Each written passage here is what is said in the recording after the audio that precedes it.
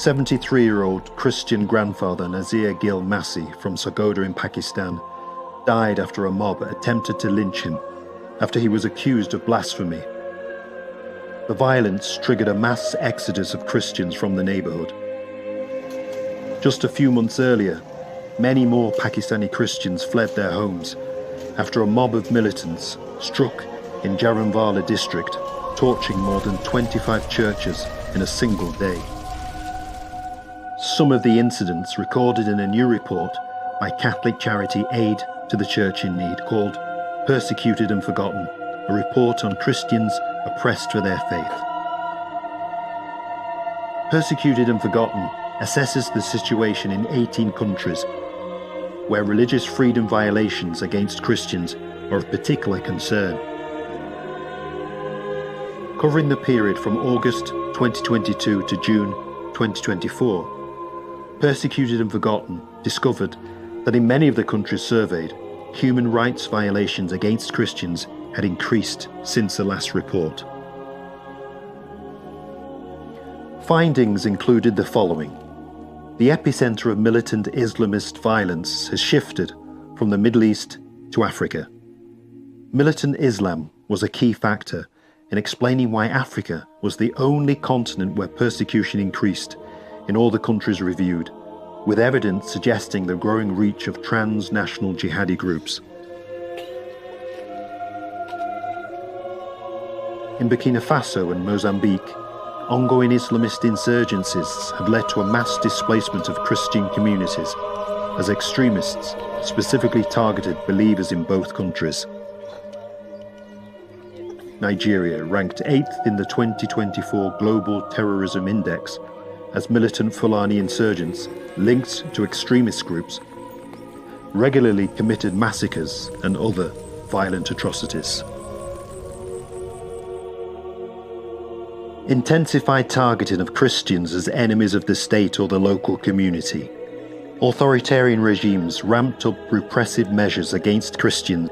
China repeatedly detained Bishop Peter Zhao Zhumin of Wenzhou between mid-December 2023 and early January 2024. Nicaragua implemented a range of extreme oppressive measures targeting Christians, notably the mass expulsion of Catholic clergy. Conversely, Vietnam, despite ongoing problems, took steps to re-establish diplomatic ties with the Vatican and reduce the red tape stopping religious groups registering. State and non-state actors increasingly weaponized existing and new legislation, criminalizing acts deemed disrespectful to the state religion as a means of oppressing Christians and other minority religious groups. In just one state in India, 855 people were reportedly detained in less than 3 years under so-called anti-conversion laws.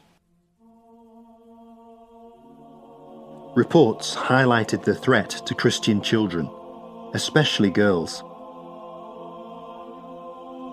Christian girls as young as 10 suffered abduction, sexual violence, forced marriage, and forced conversion in countries such as Egypt. UN experts expressed concerns about growing numbers of girls being taken from minority religious communities in Pakistan.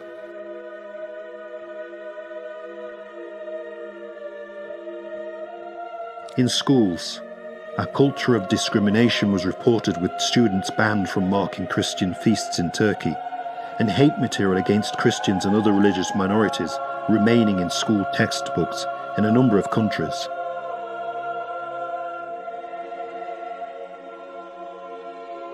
Defenseless, frequently ignored, and living as a minority in hostile environments, the future can look bleak for many Christians. But Aid to the Church in Need's Persecuted and Forgotten report shines a light on their suffering and brings it to the attention of the world.